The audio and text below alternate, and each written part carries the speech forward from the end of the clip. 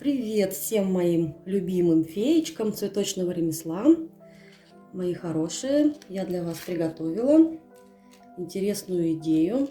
Пока я создаю большой букет пионов, я решила показать вам процесс создания вот такого большого махрового пиона. Весь процесс от начала до конца. Вот такой у меня богатый, большой, пышный цветок.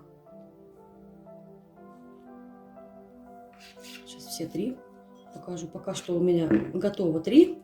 Еще без стебельков, без чашелистиков. Вот пока только вот такие объемные шапки готовы. Лепестков здесь много. Работы предстоит немало. Но, как видите, результат того стоит. Вот этот вот сиреневый пиончик у меня получился чуть поменьше размером. Розовый я сделала чуть крупнее. И вот я покажу сегодня, как делать вот именно вот такой большой розовый пион махрового сорта. Видите, да? Вот такая хорошая, богатая шапка пиона. Очень реалистичная, все лепесточки тоненькие, аккуратненькие. На просвет они прозрачные, как шифоновые. Вот сейчас я их уберу, чтобы они нам не мешали, и продолжим. Из-за материалов и инструментов, которые нам понадобятся для такого пиона, в первую очередь это глина. В данном конкретном случае я использую Modern Clay. Это холодный фарфор, это гладкая глина. Она у меня основная здесь идет. С зеленой этикеткой, она для крупных цветов хорошо подходит. В качестве добавки я использую зефирную глину Modena Soft. Это японское производство фирмы Падика. Многие знают. Смешиваю я их в пропорции примерно 3 к 1. Примерно. Вот зефирная глина здесь у меня используется, чтобы несколько облегчить сам цветок, потому что она очень легкая. И плюс она придает эффект бархатистости и натуральности вот лепесточкам. Вот. И что важно, она с влагостойким эффектом. То есть даже если будет какой-то перепад влажности вдруг там во время дождей летом, а у вас открытые окна, естественно, влажность в квартире повышается, ну, там, или не в квартире, в любом каком-то помещении, то лепесточки не будут отвисать за счет того, что вот эта глина, она хоть сколько-то будет удерживать вот от измягчения. То есть вот эти вот глины я использую. Паста-машинка. Паста-машинка у меня Келли. Покупала я ее в магазине «Школа лепки Татьянка». Вот. Ценник у нее где-то до 1500, там в пределах 1500. Она с 9 делениями. Нам понадобится деление номер 7. Дальше инструменты. Нам понадобятся катеры для лепестков пиона. Это катеры фирмы Flower Portrait. Набор. Я такой вот приобрела, очень такой симпатичный, красивый, вот фирму Flower Portrait. Но из набора мне, конечно же, понадобятся не все. Самые крупные катеры я не использовала. Хотя видели, да, что цветок такой вот прям объемный. Но тем не менее, самые большие лепесточки я использовать не стала. А использую мелкие и вот эти средние. Вот, то есть начинаем по возрастающей. Сначала самые маленькие, потом идут вот средненькие, такие, вот так, и потом уже вот так. Количество лепестков я не считала, то есть я делаю это на глазочек. Но в процессе мастер-класса вы посмотрите примерно, сколько их будет нужно. То есть там, в зависимости от пышности, которая вам нужна, вы будете определяться уже сами. Можете использовать другие какие-то наборы катеров, то есть многие их мастера делают, поэтому поищите, определитесь. Может быть, у вас уже какие-то есть. Вот. Самое важное здесь даже это не столько катеры, сколько способ обработки лепестков. Вот. Вайнер у меня также это Flower Portrait. Ольга Щербакова делает их, лепесток пиона. Это вот большой вайнер. А для самых первых маленьких лепесточков я использую самый простенький вайнер лепестка Космеи. Мне очень нравится его фактура. Она очень похожа на пион. Вот, поэтому буду использовать его. Это вот какой-то китайский, я даже не помню даже, если честно, где я его покупала. Где-то вот в каком-то магазине для творчества. Вот он 100 рублей стоит. Вот, потом латексный клей понадобится. Понадобится вот такой ножичек пластиковый для того, чтобы обрабатывать лепестки под пленкой. То есть понадобится сама пленка для пастомашины. 2 стека с разными диаметрами шариков. У меня здесь 6 миллиметров шарик.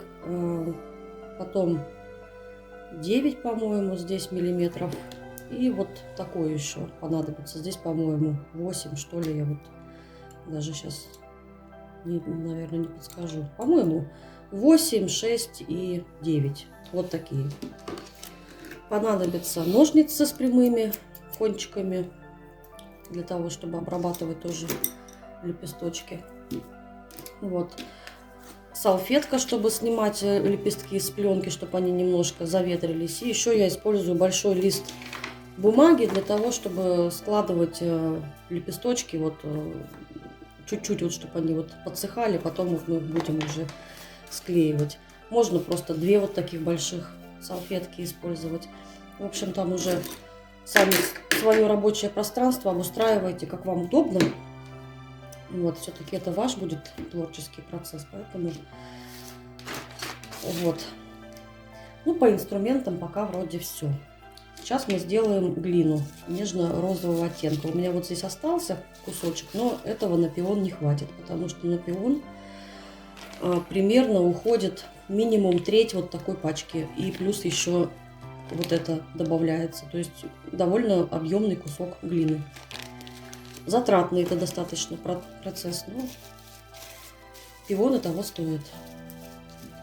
Подготовим глину для цветка. Глину я заказала совсем недавно. У меня была оптовая доставка. Она очень свежая, мягкая, настолько, что вот непривычно даже вот такая глина обычно никогда к рукам не липла, а здесь прям очень она свежая. Обратно в пленку как следует все это заворачиваем, чтобы она не портилась. Хотя по большому счету она у меня даже и не успеет испортиться, потому что она у меня тратится в сутки по пачке, если честно, вот, даже больше бывает. И чтобы вот вы имели представление, сколько примерно вот пропорции, да, на глазочек я это делаю, никогда там специально там измерительными этими манипуляциями не занимаюсь. Берем вот на глазочек. То есть если у нас вот такой вот кусочек холодного фарфора, то пусть будет где-то вот такой кусочек зефирной глины. То есть это примерно треть, примерно на глазочек. Вот. Она у меня вот эта вот уже заветренная, что, кстати, даже неплохо, потому что убирается вот эта вот излишняя влажность тогда в замесе вот в этом.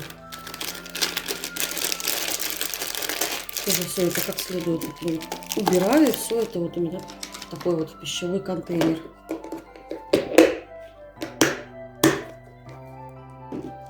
И как следует ее замешиваем. Глину. Еще покажу, как окрасить в такой цвет красивый. Выбрала я оттенок такой нежный, холодно-розовый. Розовые оттенки бывают теплые, бывают холодные. Теплые оттенки отличаются тем, что в них больше красного пигмента теплого. А в холодных оттенках больше пигмента голубого. Наверное, так вот. Потому что они ближе скорее к светло-сиреневому. Вот. Свежие, вот видите, как вот тянется вот так отлично вообще. И немного даже к рукам она прилипает, потому что слишком свежая. Вот, это у меня осталось с прошлого пиона. И нам нужно будет сделать сейчас такой же цвет. Сейчас будем замешивать такой же оттенок. Покажу, какие краски и сколько их нужно использовать. Так, здесь я использую масляные краски. Розовая, светлая, Сонет, королевская голубая, мастер-класс, и Винтон, цвет маджента. И добавляем мы для такого светлого оттенка совсем понемножку. Здесь маньячить не надо, а добавлять вот по чуть-чуть. Вот так. Розовую это нужно уже убрать, она не понадобится. Немножко голубой.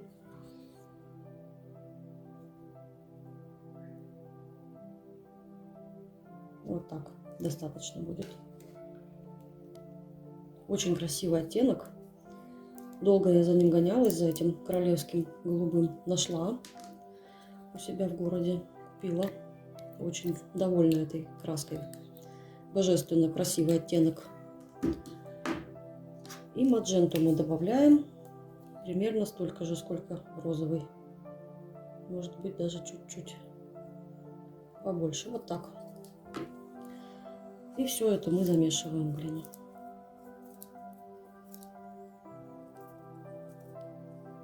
Красиво так получается на растяжении. Оттенки перемешиваются. Радуется глаз таким красивым цветам. Вот и все это вместе у нас замешивается, перемешивается, да, и получается как раз такой оттенок, который нам необходим. Если добавите больше мадженты, цвет будет более насыщенно розовый, холодный. Если добавить больше голубого, цвет будет ближе к сиреневому. Вот, то есть регулируйте количество краски в зависимости от того оттенка, который вам необходим. Можно даже просто добавлять вот розовую, светлую, саму по себе. Она тоже даст очень красивый розовый оттенок, светлый. Мне хотелось вот что-то такое, вот именно сложный такой оттенок сделать. Вот. Сравниваем оставшуюся краску и свежую, которую мы сделали. Цвет одинаковый. И можно ее друг с другом перемешать. Та, которая более заветренная, со свежей, получится очень удобная для работы консистенция. Вот. Все это как следует перемешиваем. Я прошу прощения, что сразу не сказала про саму основу, да, для цветка. Вот такую бульбочку, похожую вот как для основы для розочки, я делаю из зефирной глины. Вот такой вот Hearty Soft. Тоже японская глина фирмы Падика. Она очень легкая, очень тягучая. За счет этого основы получаются невесомые. И с помощью этой же глины мы кое-где добавим дополнительный объем еще цветку. Ну, потом в процессе уже, потом покажу как. Вот. А в качестве проволоки я использую тайскую проволоку номер 18. Здесь у меня 3 проволоки, смотаны как следует, плотно тейп-лентой в один стебель. 30 сантиметров длиной, плюс основка. Получается достаточно такой длинный цветок.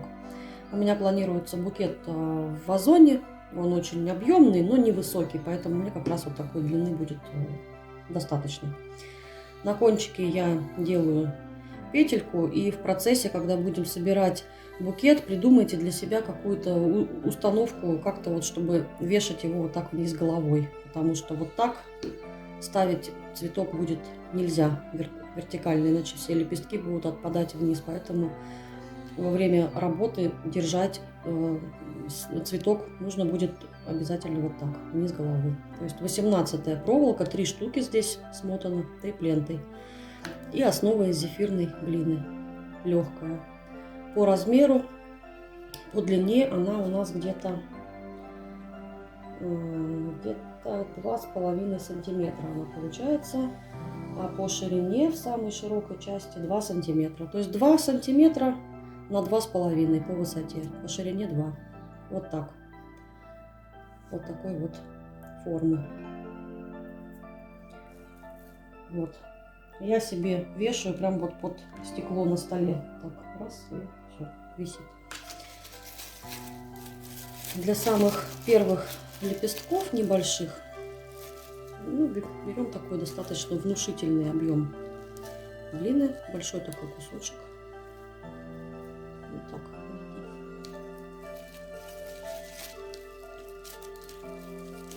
Оставшуюся пленку заматываем, чтобы не сохло. Я не буду показывать, как я все это раскатываю на пастомашине. Вообще сейчас хочу сделать не слишком затянутое видео. Хочу сделать его максимально информативным, но при этом не затянутым, чтобы оно было более так не длинное. То есть вот так вот мы этот кусок расплющили. Такую вот большую лепешку кладем в пленку, закрываем и прокатываем на семерке. И вот мы раскатали глину на семерочке достаточно тонко, ну и не слишком тонко, то есть у нас еще останется возможность для дополнительной обработки, чтобы истончить лепестки под пленкой. Берем самый маленький вот катер лепесточка из набора Flower Portrait.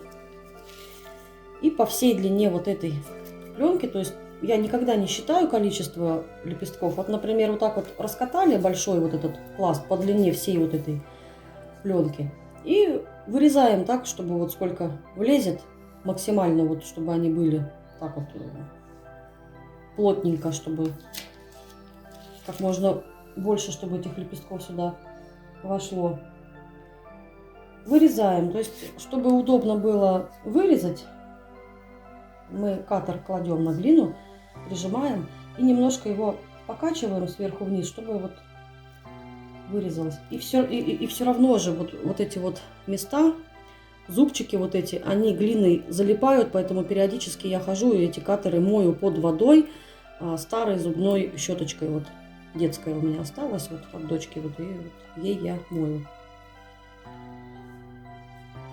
Потому что в любом случае, любой катер, у которого такая сложная вот форма с зубчиками, он будет глиной залипать, особенно если глина мягкая и свежая. Вот. Дальше так вот по всей длине вот вырезаем. Вот, все лепесточки вырезали. Вот так у нас получилось 5, 10, 15, 20, 23 получилось вот у меня в пленке лепестков. Вот этим ножичком пластиковым, острым вот этим краешком, нам их нужно дополнительно сделать тонкими, потому что лепестки у пиона как шифоновые, тоненькие. В одном из моих прошлых видео по-моему, розочке, там такая розовая, по плетистой, по-моему, розе, я показывала способ обработки лепестков под пленкой. Вот здесь же вот мы используем точно такой же способ обработки. То есть вот этим ножичком мы не вверх лепестки обрабатываем, а сверху вниз. То есть мы вот эту глину от краешков лепесточков стягиваем ее к центру и немного вниз, чтобы у нас основание было более плотное. Лепестки будут так очень хорошо держаться на основе, а верхушечки у нас будут максимально прозрачные, как тоненький шифон.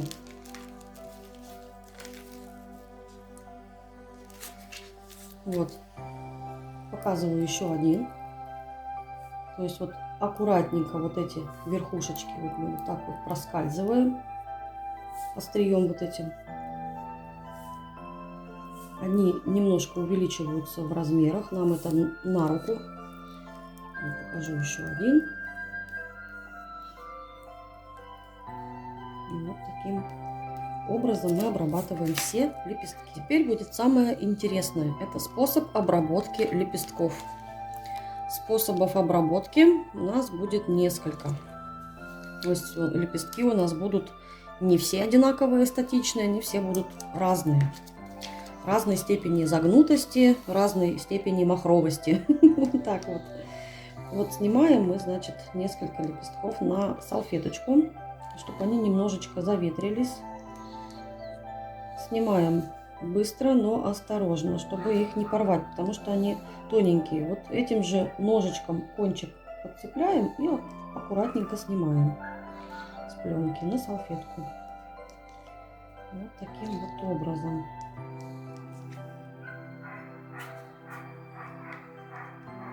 Вот у меня открыто окно.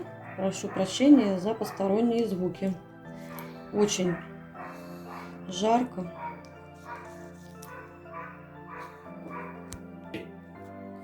Вот эти лепесточки я фактурю на вайнере Космея. Лепесток Космея. Очень он мне прям нравится. Много я с ним работ делаю. Не только пионы. Слегка прижимаем. Он сильно достаточно фактурит. Очень красивая получается фактура. Но здесь у нас фактура будет не только благодаря вайнеру, но и благодаря интересному способу обработки лепестков. То есть вот этот способ обработки для махровых лепесточков, один раз, если вы освоите этот способ, потом вообще не составит никакого труда делать большие объемные букеты из пионов, из махровых. Очень красивый способ. Вот. Все вот так вот лепесточки сейчас мы зафактурим, и я покажу, что делать дальше. Какие-то лепесточки у нас будут более-менее целые оставаться. Вот, тем более я сняла с пленки не все. Есть еще такие лепесточки, которые я назвала лепестки-компаньоны. Сейчас вы поймете, почему я их так назвала. Мы их обрабатываем следующим образом. Вот этот лепесток мы надрезаем не пополам, а вот где-то так вот, одну, может там сколько, треть, да. И с краешку мы делаем вот такие надрезы тоненькой-тоненькой соломкой. Несколько штучек таких вот тоненьких соломок. У нас должно получиться вот так. За счет вот этих махрушек у нас будет очень интересный эффект вообще в цветке за счет вот таких штучек. Мы их еще сейчас дополнительно обработаем. То есть вот так мы, конечно, лепесток оставлять не будем. Вот. Надрезаем где-то до половины, чтобы вот он вот так разрезанный был, да. И с краешку вот этой малой части мы делаем вот такие вот махрушечки. Вот. Еще раз покажу. Так. И вот так. По глубине мы нарезаем где-то сантиметра 1,5. Вот так. Вот такие вот махрушечки. Вот здесь вот видно хорошо. Вот. Сделаем так, допустим, 3,5, допустим, 10 лепестков мы сделаем вот с такими вот махрушечками. Еще часть лепестков мы сделаем просто вот так с разрезом, без махрушечек. И часть лепестков мы оставим просто вот такими. Теперь как мы обрабатываем. Берем стек с шариком. У меня здесь диаметр 6 мм. И вот где вот эти вот махрушечки. Мы не дожидаемся, когда лепестки подсохнут. Но и в то же время нельзя обрабатывать слишком сырые. То есть сверху слегка-слегка лепесточек заветрился. Ладошка, главное, чтобы у вас была сухая. Не потная, не мокрая. Чтобы ничего не мешало. Блестки у меня с кофты насыпались. Вот. Кладем этот лепесток на ладошку шариком сверху и как бы вот полукругом вот таким образом, то есть вот отсюда вот сюда мы обрабатываем сильным достаточно нажатием, чтобы это у нас закрутилось вот так. Оно будет закручиваться так, как хочет. И за счет этого все лепестки будут у вас разные. А вторую часть мы обрабатываем по той же самой схеме. И вот у нас получилось что-то наподобие какой-то вот непонятной такой вот закрученной, сморщенной такой вот штучки. Вот это как раз лепесток махрового пиона. За счет вот этих махрушечек он будет смотреться очень пышно, объемно, реалистично. Какие-то будут закручиваться сильнее, какие-то меньше. За счет того, что они все будут разные, следующий показываю, да? За счет того, что они все будут разные, это будет очень красиво и эффектно смотреться в цветке. Вот. Это у нас лепестки-компаньоны. Я объясню потом, как и почему они так у меня называются. Вот. Значит, следующие тоже вот 10 штук, допустим, вот таких вот мы сделали, да? Ну, это, грубо говоря, можно сделать их больше, можно чуть меньше.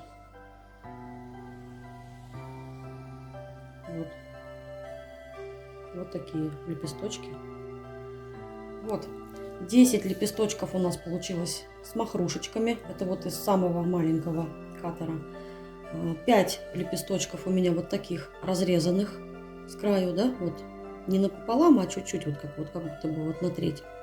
Эти лепестки мы обрабатываем так же, как вот эти вот с махрушечками.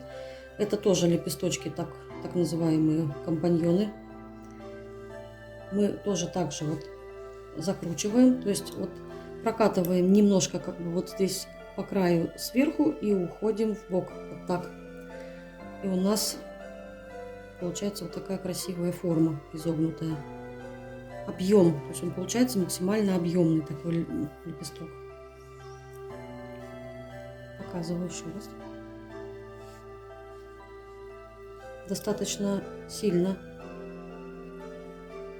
придаем объем. Так.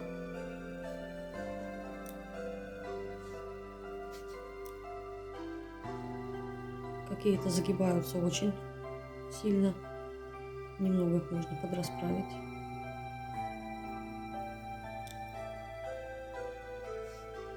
Так.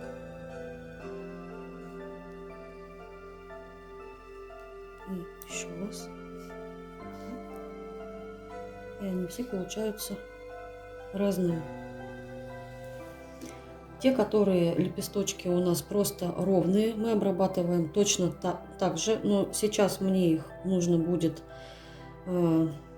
еще дополнительно сделать, потому что мне показалось, что их маловато. То есть вот у нас компаньоны будут, это у нас 15 штук, и штук 15 у нас должно быть еще вот таких лепесточков. Даже не 15, даже, наверное, где-то 25, наверное, даже где-то мы их сделаем. Вот таких лепесточков маленьких, не компаньонов. Мы их обрабатываем также.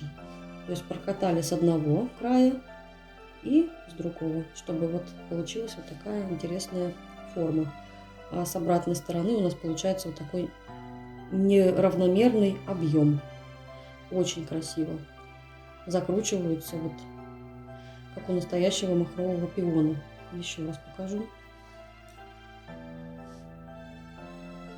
Так.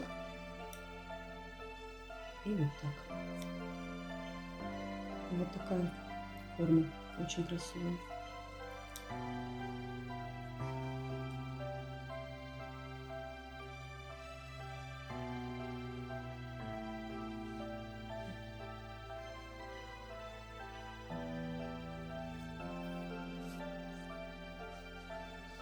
Напоминаю, что вот таких целых неразрезанных лепестков мы сделаем примерно 20-25. А разрезанных лепестков у нас в общей сложности получилось 15. 10 с махрушками и 5 без махрушек. Вот. То есть сделаем еще вот таких лепестков. Раскатаем в пленке также, вырежем, отфактурим и обработаем шариком, чтобы вот таких целых лепесточков у вас получилось примерно 25 штук. Вот. Здесь уже самостоятельно, когда мы их все сделаем, маленькие лепесточки, я покажу, как их подклеить на основу. я немножко пересмотрела, значит, лепесточки, да, и вот таких целых вот таких не разрезанных у меня всего получилось 22. Я решила не делать 25, ну вот сколько у меня в пленку там вошло, вот так. 22 у меня их в общей сложности. Вот я поэтому и говорю, что я никогда не считаю, потому что это неудобно. Удобно делать на глазок. Вот, 10 у меня получилось лепестков с махрушками, 5 просто вот таких разрезанных, вот, на две части, да, вот, и 22 вот таких целых. Теперь интересно, почему я назвала вот эти лепесточки компаньонами, которые разрезаны. Сейчас вы поймете. Мы начинаем соединять неразрезанные лепесточки. Вот так промазали клеем чуть-чуть. И вот, допустим, взяли с махрушечкой и присоединяем его. То есть вот он не сам по себе получается, как лепесток-компаньон. И у нас получается вот такой вот двойной пышный лепесток. За счет того, что мы их вот так вот соединяем по два, один целый, один с махрушечками разрезанный, да, получается такой красивый необычный объем. Вот. Значит, все махрушечки мы соединяем вот с такими целыми лепесточками. Берем вот целый, присоединяем к нему с махрушкой. Вот так. Не друг на друга, а вот внахлёст. Вот так. Снова берем целый. И вот. Вот так.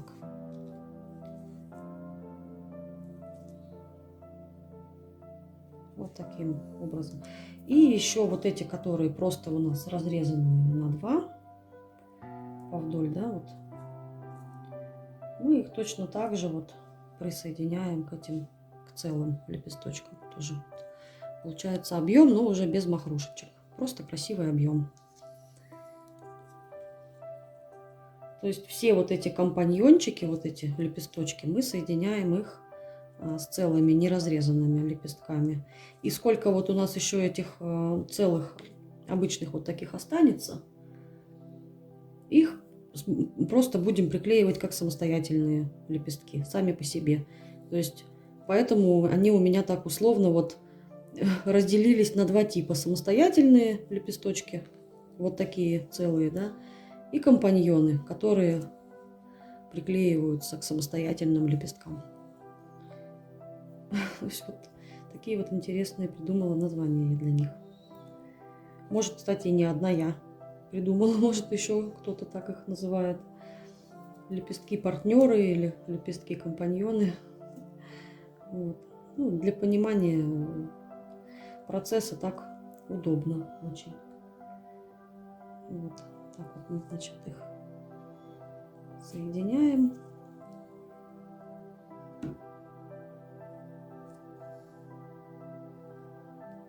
Так.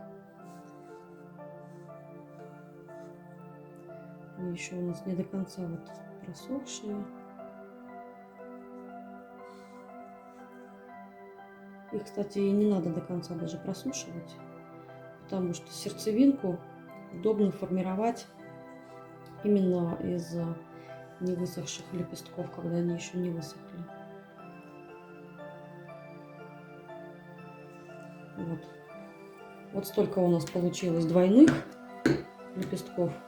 И вот еще остались отдельно, которые вот сами по себе. Вот так.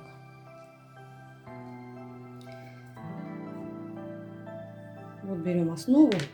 Так, берем клей, да, и начнем вот с этих, которые сами по себе лепесточки. Промажем их, основание этих лепестков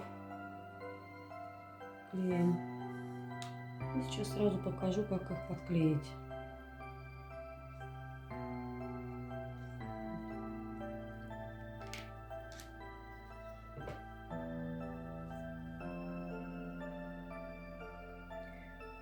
Приклеиваем их вот таким образом, не от основания вот этой вот бульбочки, да, а вот где-то вот так.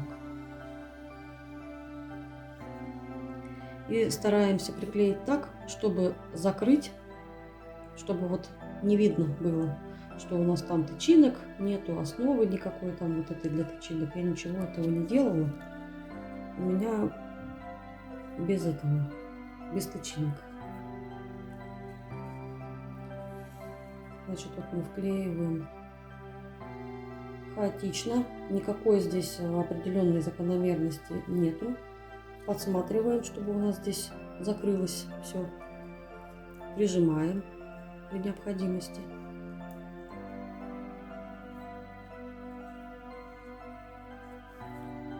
И приклеиваем еще.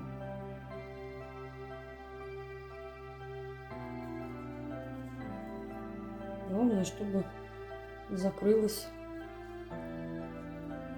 кончик основы, чтобы он обязательно был спрятан.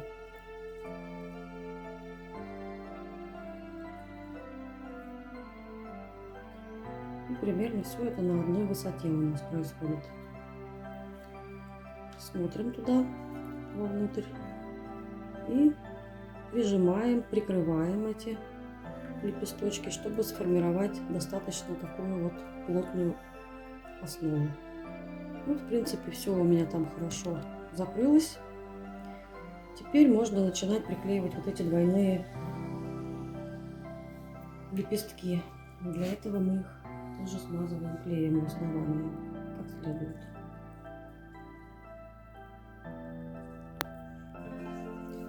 Продолжаем, значит, мы собирать лепесточки. Вот у нас уже пошли с махрушками вот эти лепестки с компаньонами, да? И мы стараемся приклеивать их так. По сути, приклеиваем за самый кончик. За самый кончик. Стараемся, чтобы вот одна и та же высота сохранялась. Пока что мы все делаем на одной высоте. Поэтому прихватываем. Тут у нас получается лепесточки коротенькие, поэтому выходит, что за самый кончик мы их прихватываем. Вот.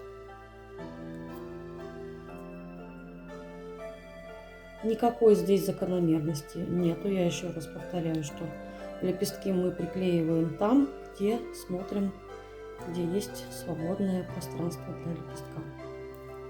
За счет вот этих двойных лепестков у нас получается очень большой объем. Объемная будет основа.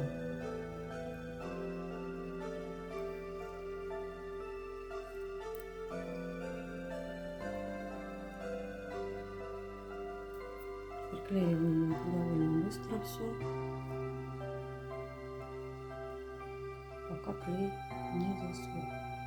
Вот что у нас получается пока что. Ну, это уже красиво. Продолжаем собирать центр цветка. Смотрим, где меньше, подклеиваем туда.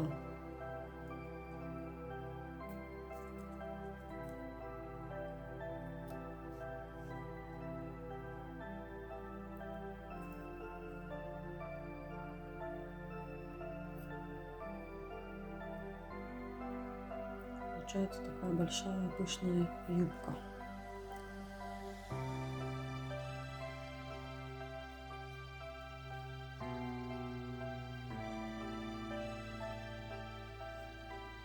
Вот здесь еще не хватает однозначно.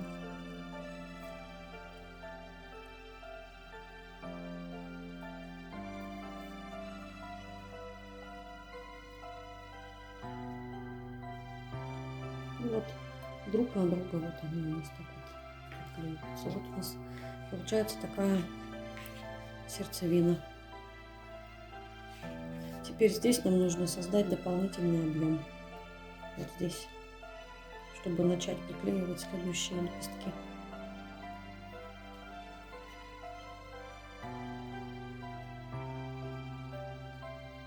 То есть вот с малыми лепесточками мы закончили. Теперь будем делать следующие.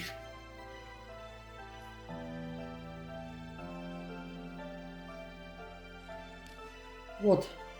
Теперь вот здесь Нам нужно создать дополнительный объем и дополнительно еще укрепить вот эти лепесточки. Все-таки мне кажется сейчас, что я сделала ее многовато, все-таки вот эту основу. Ну вот не основу, а сердцевину. Оно, конечно, красиво, оно и получится тоже потом красиво, но вот не очень удобно, если честно, так вот. Можно и так оставлять, а можно сделать чуть поменьше этих лепесточков. То есть этих компаньонов можно сделать чуть меньше, потому что, ну, как-то объемно.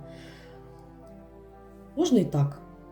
Смотрите уже как там на ваше собственное удобство. Оно будет красиво, конечно, смотреться, очень пышно и объемно.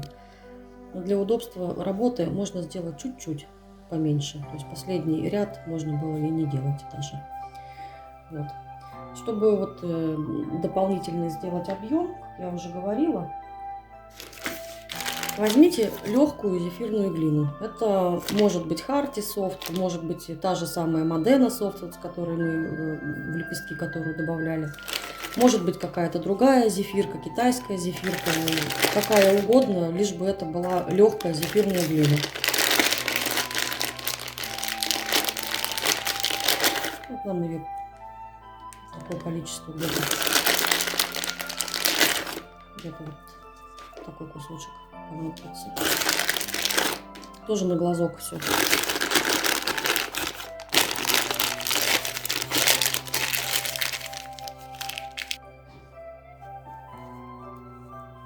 Hearty Soft очень мягкая и очень влажная на ощупь глина. Она очень целлюлозная. Прям вот видно вот эти волокна на растяжении целлюлозные. Мне она очень нравится. Но лепить цветы с ней я не рискую, потому что она слишком мягкая. Если ее в холодный фарфор добавлять, он начинает липнуть к рукам.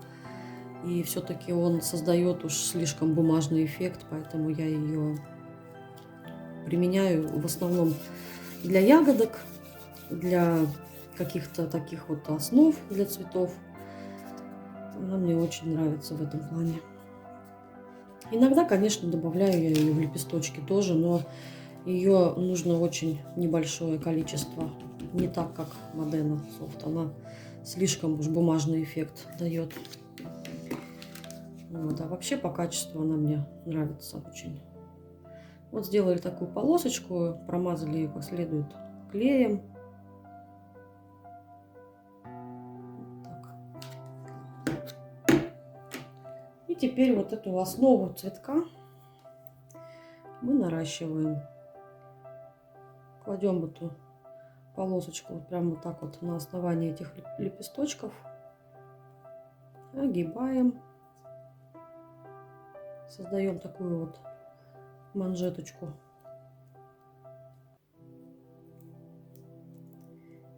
И аккуратно ее приглаживаем к основе, то есть увеличивая по сути саму основу цветка.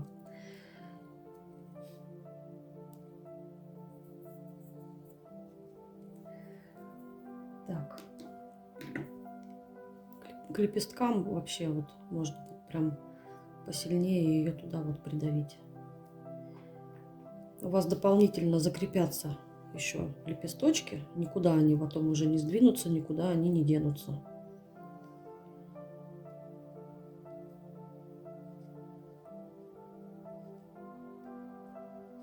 Вот таким образом.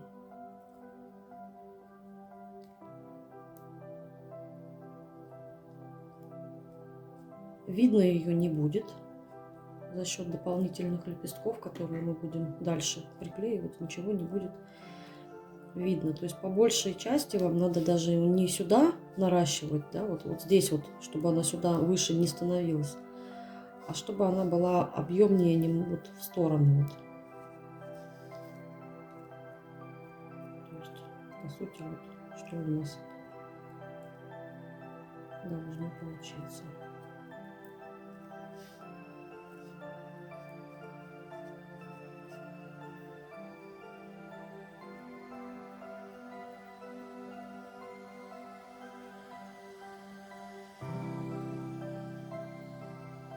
Вот такая вот штука у нас получается.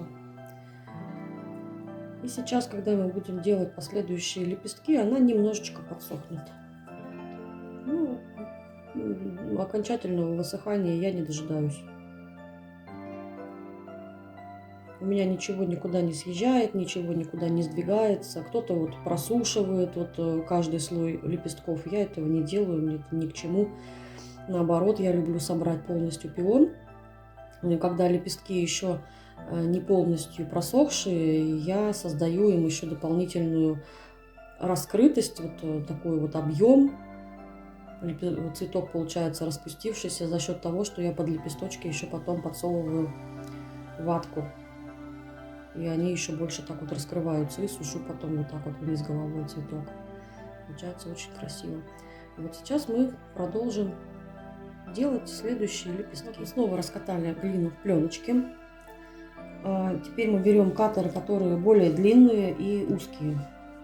То есть вот примерно 3 одинакового размера. Ну, один чуть-чуть подлиннее, там вообще незначительно. Вот длинные и узкие они идут. Вот они вот 3 вида у меня вот таких вот. Значит, сделаем их по нескольку штук каждой формы. Сколько, опять же, я сейчас не скажу, но буду делать и примерно посчитаю, сколько у меня их получится. То есть возьмем вот такие узкие и начинаем вырезать.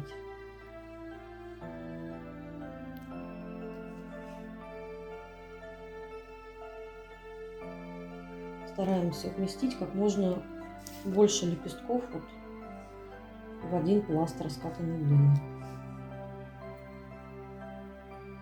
Как можно более вместительно. Допустим, до половины мы вырезаем вот такие лепестки, еще потом до половины вырежем вот такие.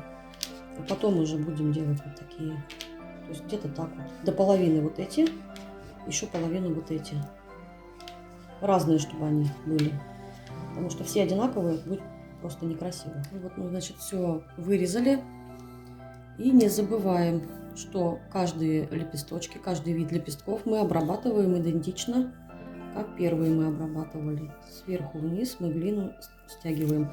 И они становятся немного пошире. То есть по форме они у нас меняются.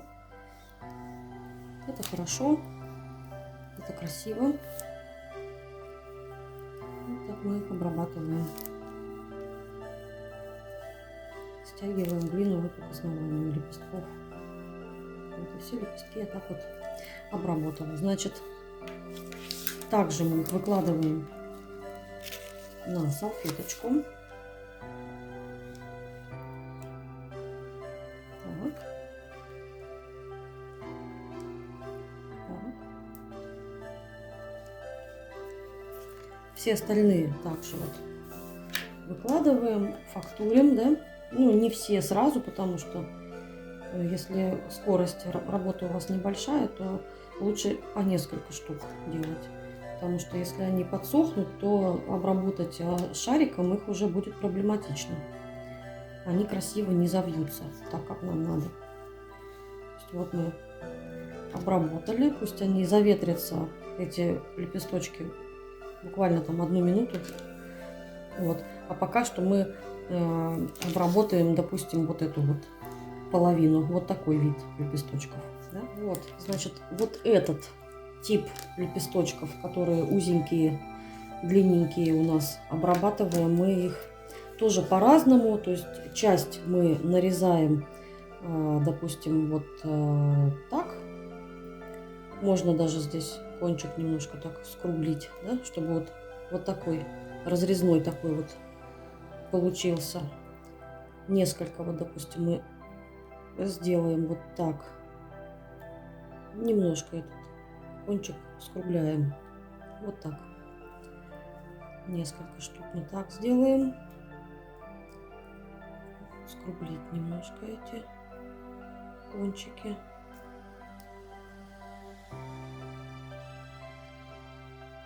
Вот. Так.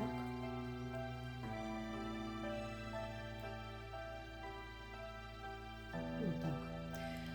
И часть мы сделаем тоже вот с махрушечками. Допустим, вот разрезали вот так, да? И, допустим, с краешку, вот с широкого края, несколько таких вот махрушечек сделать, узеньких, длинненьких, вот таких. На сантиметр где-то вот на 1,5 глубиной. Несколько таких. Всего у нас получилось вот таких узеньких, длинненьких 12. 12, да. Так, и махрушечки.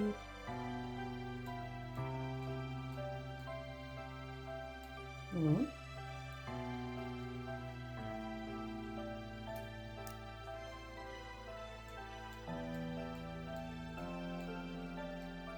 Угу.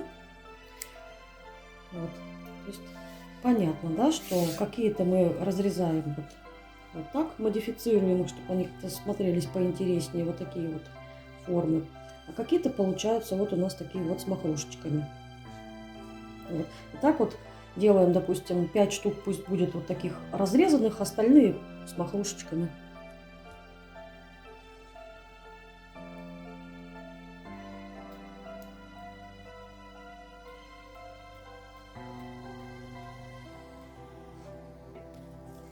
Вот. И получается вот, что вот эти вот лепесточки узенькие и длинненькие, которые вот эти у нас были, да? Вот такие вот. Их мы сделаем компаньонами. Вот они будут точно компаньоны. Вот эти частично будут компаньонами. Вот, то есть с махрушечками, значит, как мы это обрабатываем. Все точно так же. Вот эту часть мы завиваем так, а здесь вот снова вот так. Махрушечки можно вообще как-то вот так их в другую сторону. Вот так. То есть здесь вот уже творческий такой, максимально творческий процесс.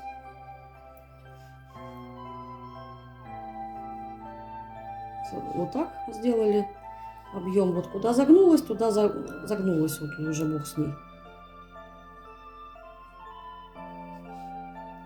Вот.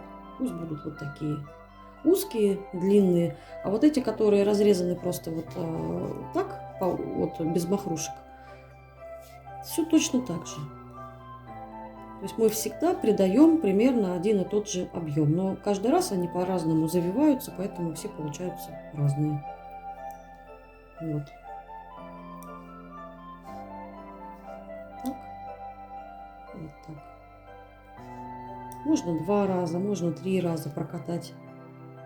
Ну, как закрутилось, так закрутилось. Даже вот так вот бывает, что перекрещиваются внахлёст. И так тоже интересно, и так тоже красиво будет.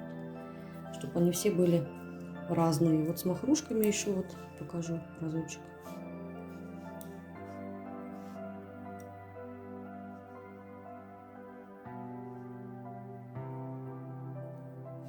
Вот так закрутилось.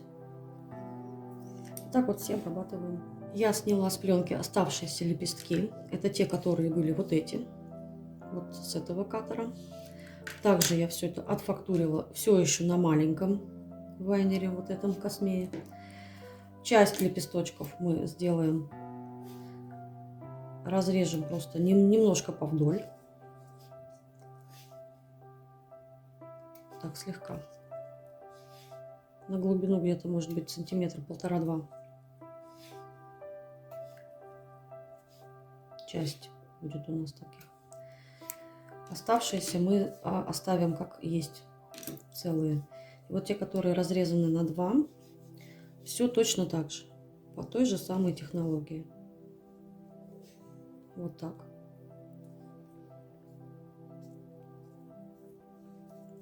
Не дожидаемся, когда они просохнут, иначе они не зафактурятся у вас легко и просто.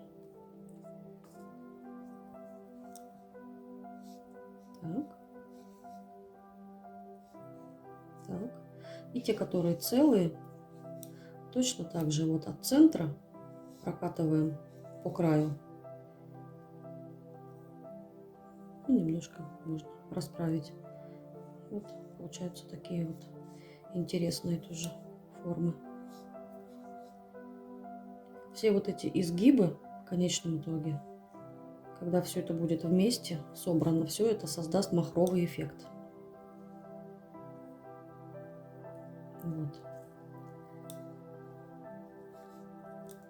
Вот так обрабатываем все вот эти узкие длинные лепесточки. И оставим их немножечко просохнуть. Буквально там может быть минут 10-15. И можно будет их тоже собирать и приклеивать.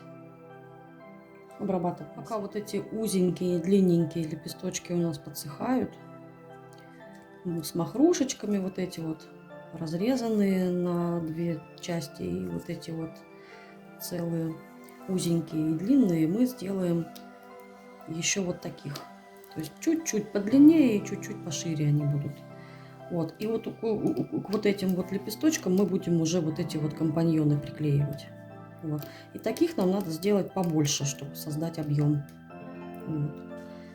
Тоже сейчас вот мы раскатаем по всей длине пленки пласт глины и вырежем их столько, сколько войдет. Вот. Сейчас мы вот этим займемся. Теперь я скажу про количество, да, чтобы вас как-то более-менее сориентировать. Значит, у нас были вот эти 3 формы. Вот эти узкие, длинные, таких у нас получилось 12. Из них мы сделали вот эти компаньоны с махрушечками. Вот они у нас вот такие. Вот, их 12. Вот таких у нас тоже получилось 12. То есть из них мы сделали часть вот таких разрезанных пополам и часть вот таких целых.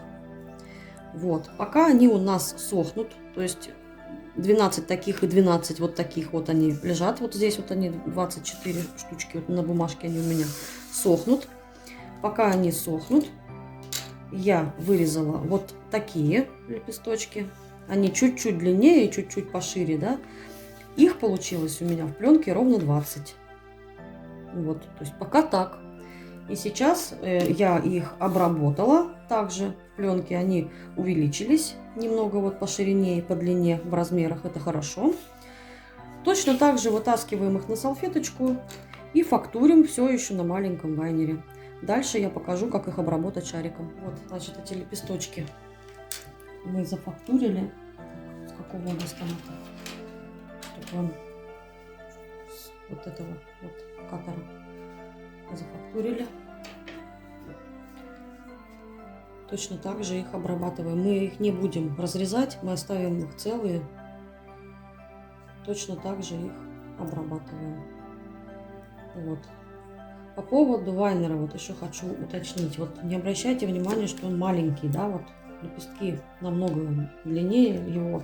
Просто вот за эту часть мы будем крепить, ну, клеить, поэтому этого не будет видно, что фактура не по всему лепестку. Нам важно, чтобы вот эта верхняя часть была фактурная. Вот. Поскольку здесь очень красивая фактура, я его использую для половины практически лепестков. Вот. Вроде бы вот все пионы у меня из одних и тех же катеров.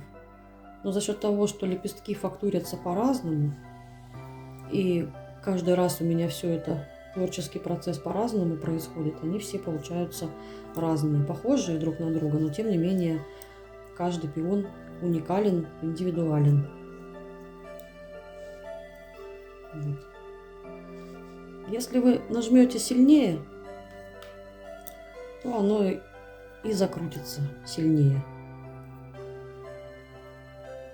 Если более слабо, то не сильно. Вот. Так что регулируйте степень нажатия шарика на лепесток, и у вас получается разные фактуры.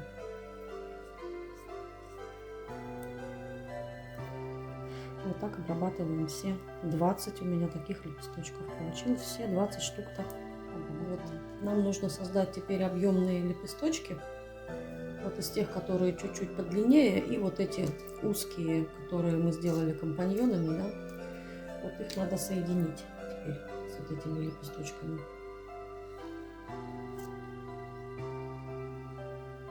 Они по размеру разные, но это будет все равно смотреться красиво. Вот.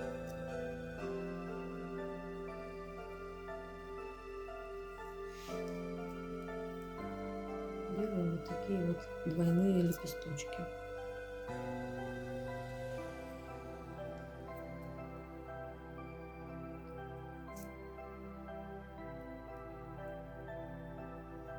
Видите, как красиво получается.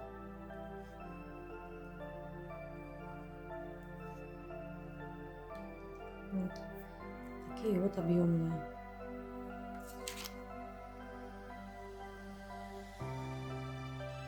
Очень красиво за счет вот этих махрушечек. Такой махровый эффект.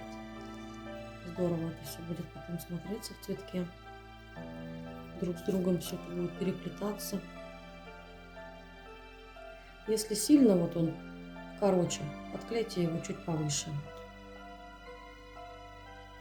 Все равно у нас остается достаточно много места, чтобы приклеить листок к цветку.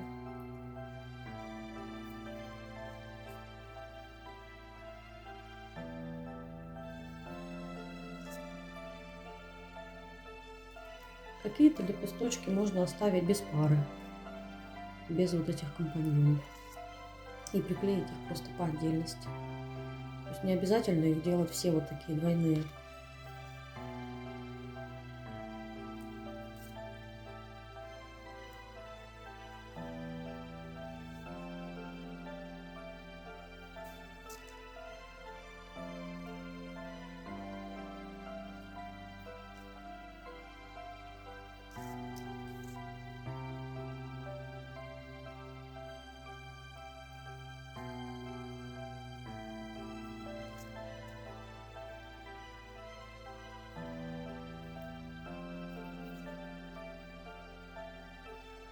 Ну вот, допустим, вот так мы сделали.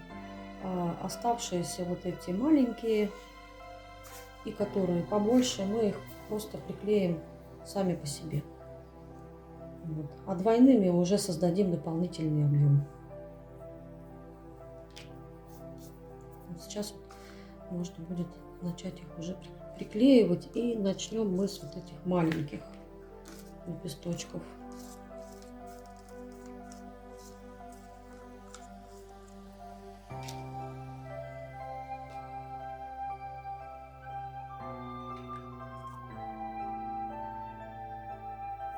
Не буду снимать, как я все это клеем промазываю, чтобы видео не затягивать. Начинаем приклеивать с маленьких лепесточков. Уровень лепестков можно пока сохранять на той же самой высоте. Можно чуть-чуть приподнять. Я, наверное, слегка приподниму. Совсем вот незначительно он будет подниматься. То есть сначала у нас лепестки идут по одному и тому же уровню, по высоте одинаково, а последующие ряды мы будем немножко поднимать, чтобы создать эффект вот такой вот шапки пушистой. Вот, приклеиваем маленькие лепесточки сначала. Опять же повторяю, что нету никакой системы приклеивания, то есть нету никаких определенных алгоритмов расположения этих лепестков. Вот, например, у розы они все идут как бы по спирали, закручиваясь, да? А у пиона они идут в разнобой, чтобы создать вот этот эффект мохнатости, махровости, пушистости. Все это без определенной системы делается. Просто смотрим, где есть пустое пространство, туда вклеиваем лепесток. Переворачиваем периодически, смотрим, что у нас там получается, но придерживаем рукой, чтобы они не раскрывались сильно. Вот.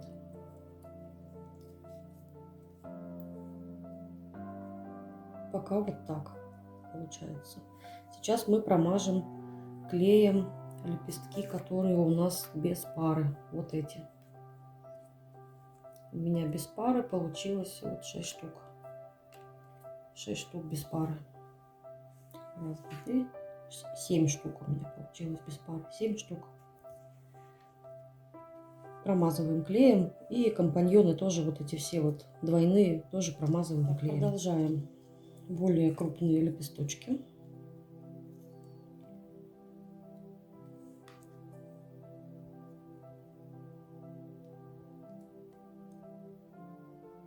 Чуть-чуть можно повыше их поднимать. Чуть-чуть. Незначительно. Смотрим, чтобы Шапка получалась красивая. Если вы будете все время продолжать клеить лепестки на одной и той же высоте, он у вас в итоге получится широкий, но плоский.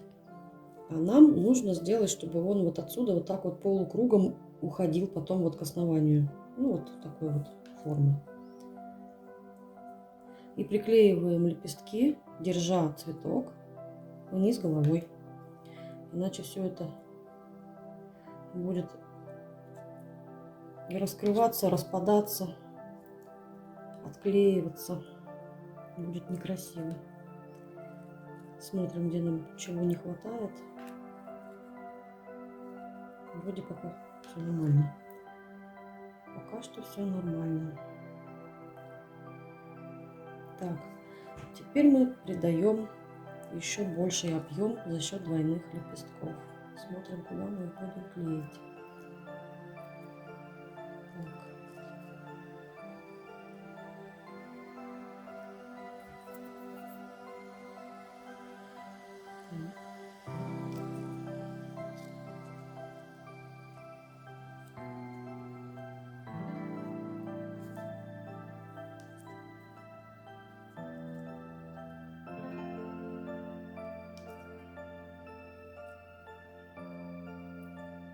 Сразу создается пышность.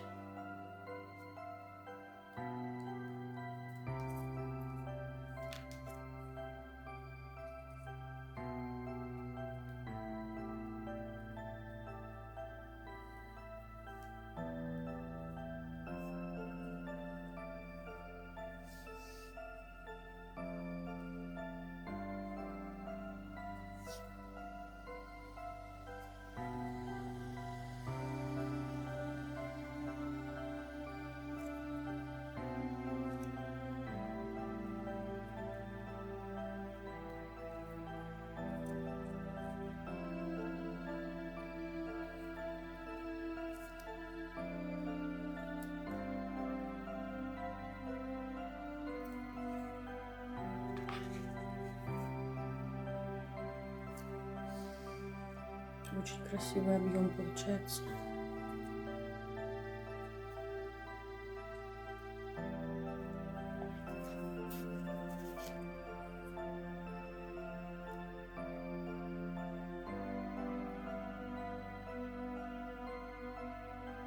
Здесь никаких дополнительных подушек мы уже ничего делать не будем.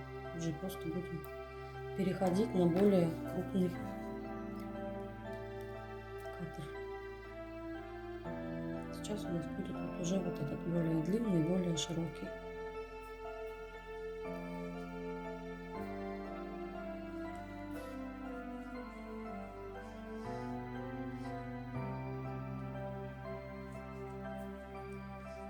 Пока что еще наращивать будем лепестки. И потом, когда закончим, уже будем вот так вот переворачивать и смотреть, где нам раскрыть, где сделать раскрытость, где вот под лепесточки будем где-то подсовывать ватки, чтобы высохло потом это в очень объемной такой форме. Важно, чтобы не было видно, где мы там делали вот эту вот подушку, то есть туда мы ничего подсовывать не будем, иначе это будет видно. Надо, чтобы она была закрытая. Пока у нас получается вот так. Махровая, красивая такая вот шапка.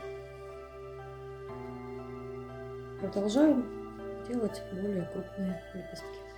Вот с этим кадром, то есть еще чуть крупнее лепесточки, у меня получилось 16 штук.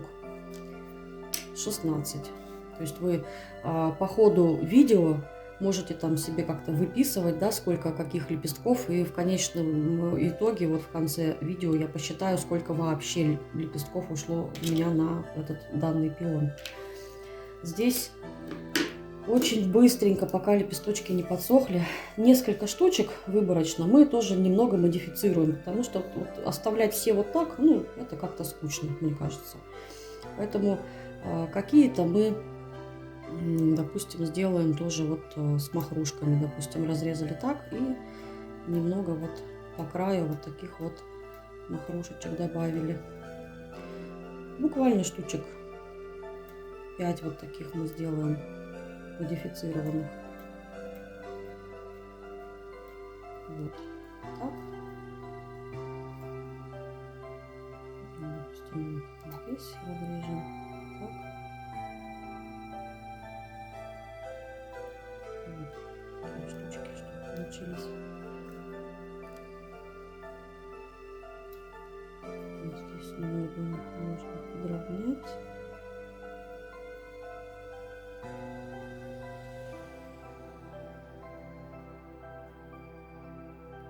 Так, 4 и сделаем еще 5-ю такую вот с махрушечками.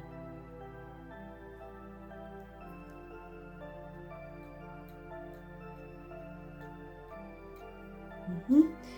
И какие-то мы просто сделаем вот с надрезиками. Просто с надрезами. Шариком, когда мы их зафактурим, тоже будет интересная такая вот форма.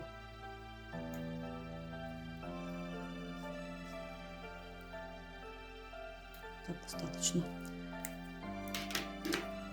И по той же самой схеме фактурим один край. Так, да? Второй край. Здесь у нас получаются махрушки вот так.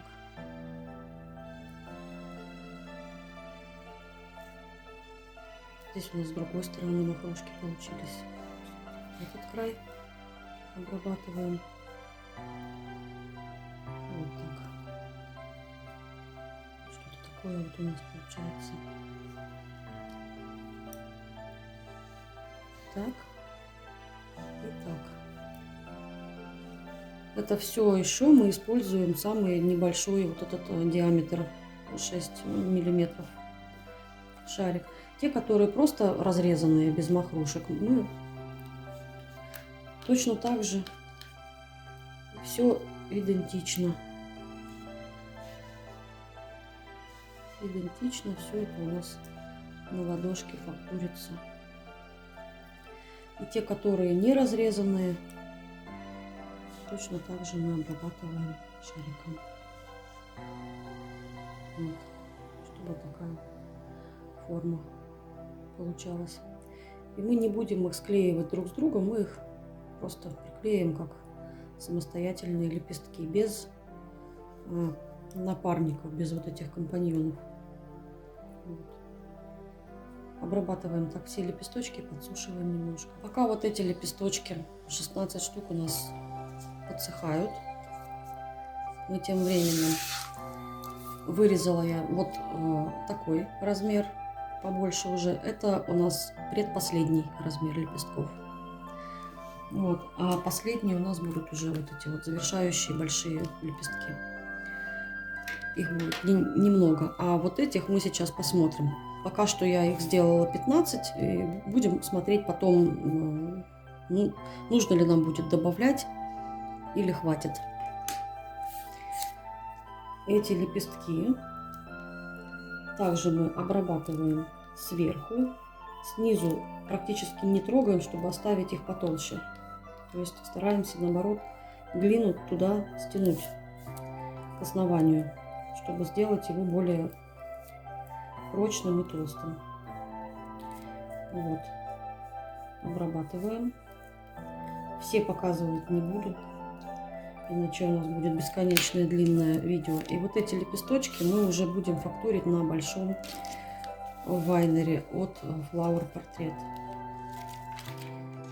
Также мы их аккуратно снимаем с пленки. Глину мне пришлось еще сделать замес, так как того мне не хватило. Довольно внушительное количество глины уходит на такие махровые пионы. Лепестков много, объем работы большой.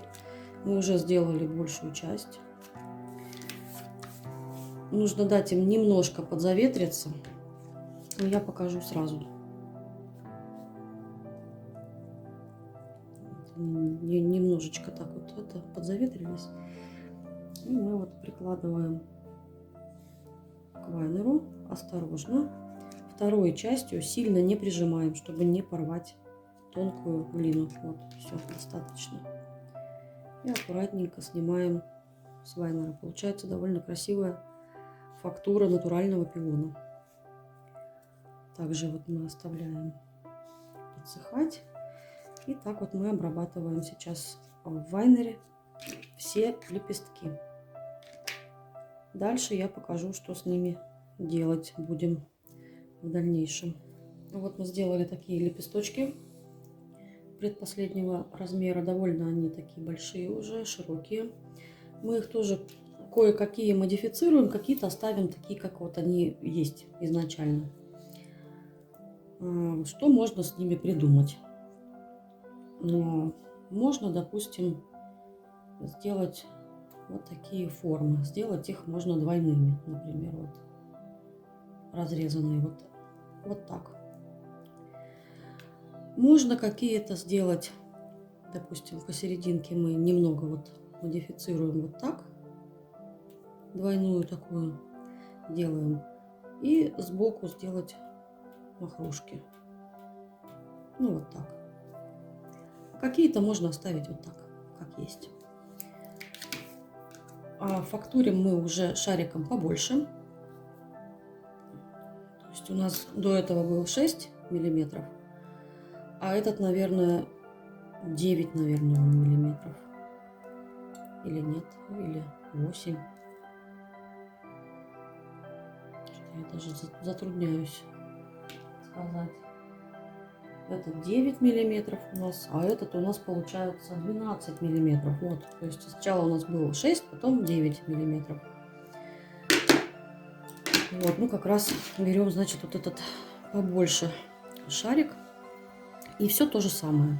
Только за счет того, что шарик побольше, фактура будет крупнее.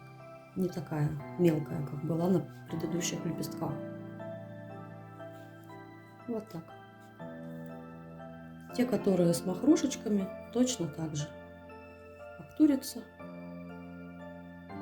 Махрушки у нас куда-то вот загибаются. Как загнулись, так загнулись. И вот так. А те, которые остались у нас без разрезов, точно так же. С одного края и с другого. Получаются такие вот у нас лепесточки. Красивые, объемные. При желании можно чуть-чуть большим шариком даже вот прокатать чуть-чуть, сделать еще вот так объем. Но это уже не обязательно. И так обрабатываем все 15 лепестков. Там посмотрим, может быть, нам понадобятся еще такие лепестки. Продолжаем сборку пиона. Я проклеила вот эти лепесточки, которых у нас было 16, которые вот тоже с махрушечками. Они еще у нас мелкого достаточно размера. Мы их отклеиваем. То есть здесь мы еще немного приподнимаем лепестки, чтобы... То есть они у нас здесь вот в основании будут уже пониже. Вот.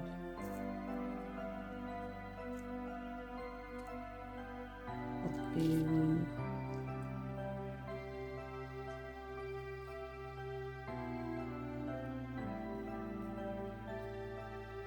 Если слишком высоко задралось, то подправляем.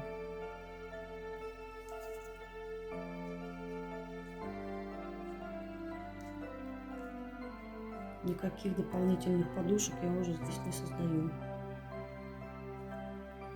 То есть вот мы смотрим, где-то клеим с махрушками, где-то простые лепесточки, где-то вот разрезанные были на две части.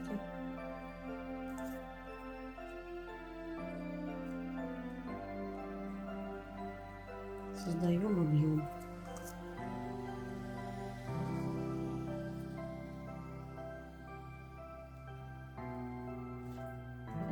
Периодически поворачиваем цветок к себе, смотрим, что у нас получается.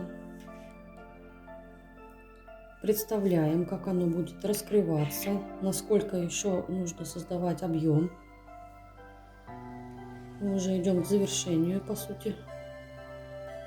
есть у нас впереди еще будут вот эти лепестки, и потом сделаем уже завершающие. Так что я думаю, что не нужно будет делать дополнительно вот таких вот лепестков. То есть их, у меня получилось 15, вот я думаю, что их в полной мере будет достаточно.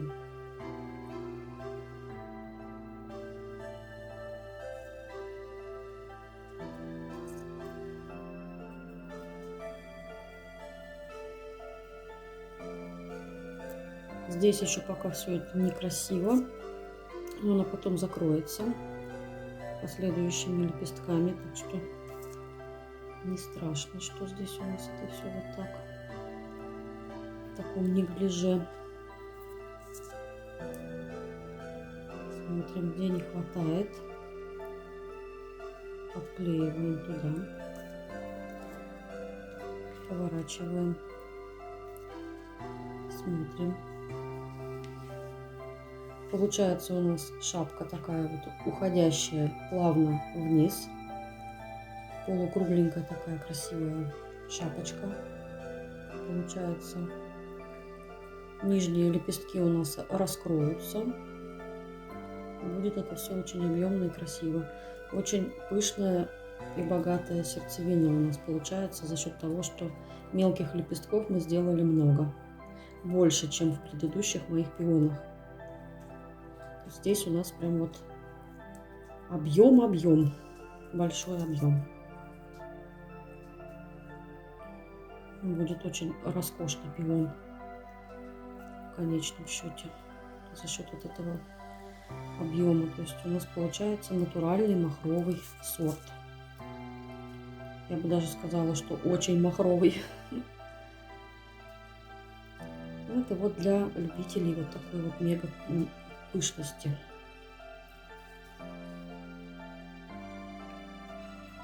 Сразу промажем вот эти большие клеем и тоже их подклеим. И посмотрим, что у нас в конечном счете будет получаться. И затем будем делать уже большие лепестки.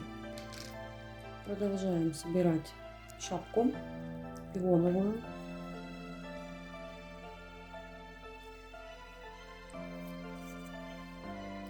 Клеим уже более крупные лепесточки. Примерно на том же уровне, куда мы клеили предыдущие. Ну, плюс-минус там может быть пару миллиметров.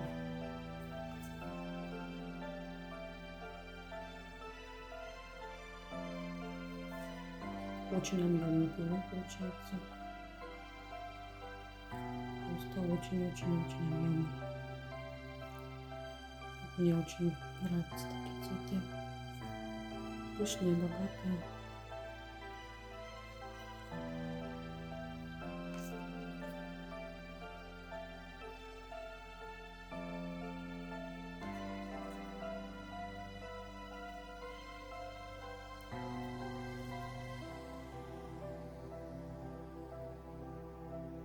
Смотрим, где какие промежутки. Туда вклеиваем лепестки.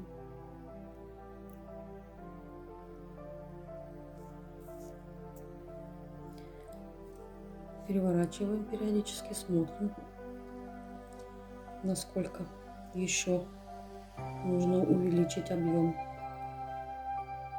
То есть в каждом конкретном случае может быть разное количество лепестков, в зависимости от того, какого вы хотите результата достичь. Лепестков можно сделать меньше, например, но шире, и сделать их более раскрытыми, то есть вот эти места сделать распустившиеся, да? Можно сделать более вот такой густой, то есть чем больше пространства свободного будет между лепестков, вот так в конечном итоге, тем он будет воздушнее. Мне очень нравятся воздушные эффекты, поэтому мы будем подкладывать туда ватку под лепестки и сутки просушивать его вниз головой.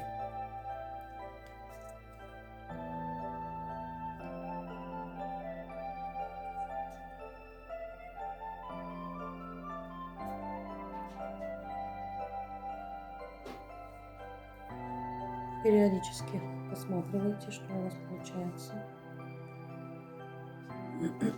Очень крупный получается у меня пиончик.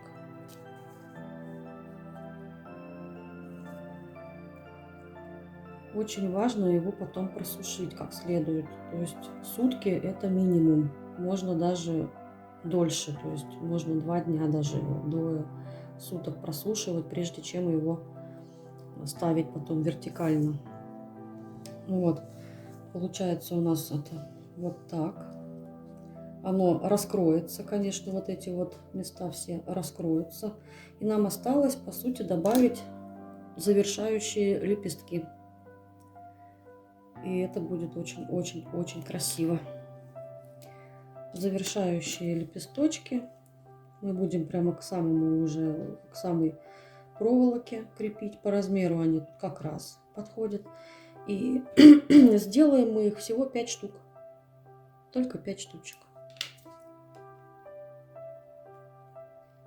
Вот, 5 штук, значит, больших лепесточков мы сделали. Я 4 зафактурила, и вот еще показываю вам, как 5-й лепесточек, да, вот, как их обрабатывать. Аккуратненько мы кладем на вайнер, прижимаем, осторожно прижимаем. Сильно мы не придавливаем, так как глина свежая. Фактура очень хорошо передается. В основном этот вайнер, то есть у него ярко выражена, в основном фактура вот по верхней части, по центру уже не так сильно выражена. Но этого и по сути не будет видно в цветке. Вот. Вот эти крайние лепесточки, самые которые большие, у нас 5 штук завершающие. Мы их так сильно уже не фактурим, чтобы сильно их не мять. То есть уже мы берем вот шарик уже побольше, 12 здесь, по-моему, да, 12 миллиметров диаметр его. Мы также вот обрабатываем немножко вот по бокам, не сильно. Вот. Чтобы создать все-таки вот этот какой-то объем, чтобы они не были статичными, да. И можно большим шариком еще в центре немножко вот так их. Вот что нам нужно сделать. Вот такие лепестки. И оставить их подсыхать. Можно в сушилку для цветов в объемную их поставить, чтобы они приняли форму. И подсушить их нужно минут 15. Тоже, чтобы они сильно не засохли, потому что нам их еще нужно будет придавать объем уже в самом бутоне. Вот, поэтому сильно мы не высушиваем, слегка. Вот. Так. И здесь объем создаем. Вот таким образом.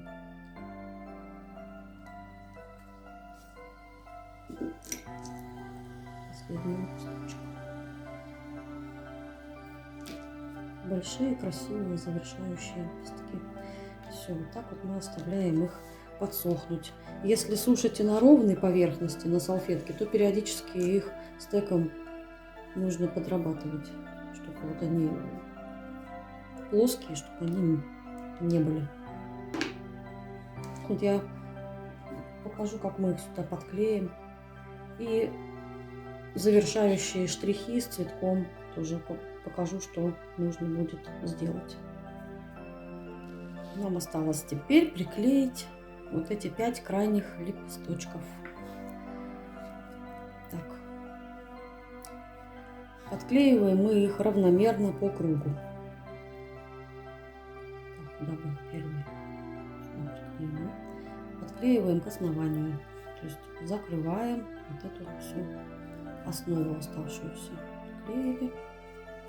Следующий приклеиваем вот, уже подальше. Между ними здесь еще один подклеим. И у меня еще не высохли до конца. Так, здесь между ними подклеиваем.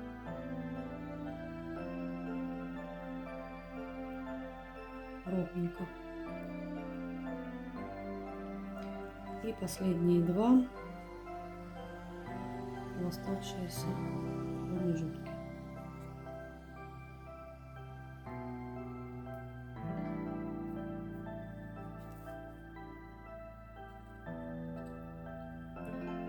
Вот, завершили пион. Сейчас я переверну, мы посмотрим, что у нас там в конечном итоге получилось. И будем туда сейчас эти ватки подсовывать под лепестки, чтобы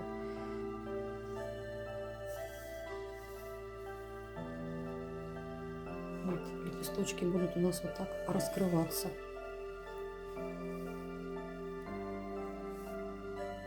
Поэтому мы их не просушиваем до конца, чтобы можно было еще дополнительно создать им объем.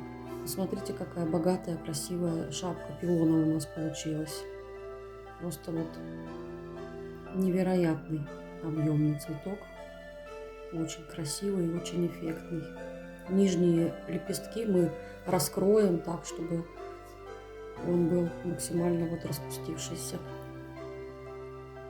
А в центре у нас остается такая вот плотная шапочка, которая еще не успела распуститься до конца. То есть вот такой эффект. Сейчас покажу, как туда ватки подсовывать под лепесточки. Ну здорово, мы справились с поставленной задачей, сделали обалденный пион. Очень красиво. Очень эффектно, очень красиво. Так, теперь нам нужно создать объем цветку и раскрыть лепесточки с помощью вот этих ваток, чтобы когда он у нас вот так вниз головой сох, они были приподняты. Так, мы помним, что мы делали дополнительную подложку из зефирной глины для объема. Находим ее, где мы ее там обклеивали лепесточками, и туда ватки мы не подсовываем, потому что ее будет видно. Это вот где у нас были вот эти узенькие лепесточки с махрушечками, вот эти. Вот эту основу будет видно, если мы сюда подсунем. Поэтому мы подсовываем туда, где уже этой основы нет. Например, начинаем вот здесь. Просто вот так подкладываем по кругу. Какие-то мы оставляем так, а какие-то мы приподнимаем с помощью ватки. Ваты здесь у меня довольно много уходит тоже. Вот, то есть какие-то лепесточки мы поднимаем. Смотрим уже так вот, как нам хочется его раскрыть. Насколько объемный цветок мы хотим в итоге видеть. Вот. Главное, повторюсь, что не допускайте, чтобы было видно вот эту зефирную основу. Иначе весь вид цветка будет испорчен, если ее будет видно. Вот здесь она у меня идет, вот туда я не подсовываю. А под следующие вот сюда уже можно подсунуть. Поворачиваем аккуратно цветочек и подсовываем туда, где мы хотим создать объем. Я думаю, что здесь максимально понятно. А под крайние лепесточки, да, мы уже будем более крупные ватки подсовывать, чтобы их прям вот так раскрыть максимально, да, чтобы они у нас к низу вот так вот отвисали. В итоге вот так. Я думаю, что здесь все понятно, просто продолжаем вот эту манипуляцию. Что у нас получилось в итоге? Мы использовали довольно много ваты для того, чтобы создать объем между лепестков. Где-то даже салфеточку вот я подсунула. Если это переворачивать аккуратно, придерживая руками, вот такого размера получается цветок. Когда все это высохнет, все вот эти лепестки останутся зафиксированы так, как мы их сейчас вот зафиксировали. Они так вот и засохнут. Ну, это так понятно, да? Вот. Какие-то лепесточки вот здесь у меня вот закрываются за счет того, что они еще не просохшие, поэтому мы контролируем периодически, вот, чтобы они красиво у нас как-то все это. Можно его вообще вот в обратную сторону вот так вот изогнуть и сюда положить. Ватку аккуратненько подложить. Вот. Ну, будет вот так кверху. Вот эти у нас вот так остаются, да? Вот. Можно сюда еще будет подложить кусочек ватки. Ну, у нас здесь остается площадка, здесь уже потом будут чашелистики и стебель с листочками и все остальное здесь будет. То есть сейчас вот мы просто сделали бутон. В конечном итоге, когда все это у вас высохнет, у вас получится вот такая красота. Это уже высохшие цветы. Здесь тоже вот у нас площадка под чашелистики осталась. Лепесточки хорошо зафиксированы, хорошо просохшие. За счет того, что здесь была вата везде, вот они вот так и высохли вот таким объемом распустившимся. Очень красиво все это смотрится. Обратите внимание.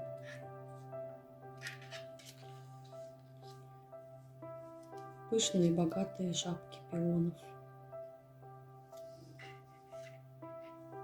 Букет из таких цветов, когда их будет много, это будет смотреться просто восхитительно. Разных оттенков.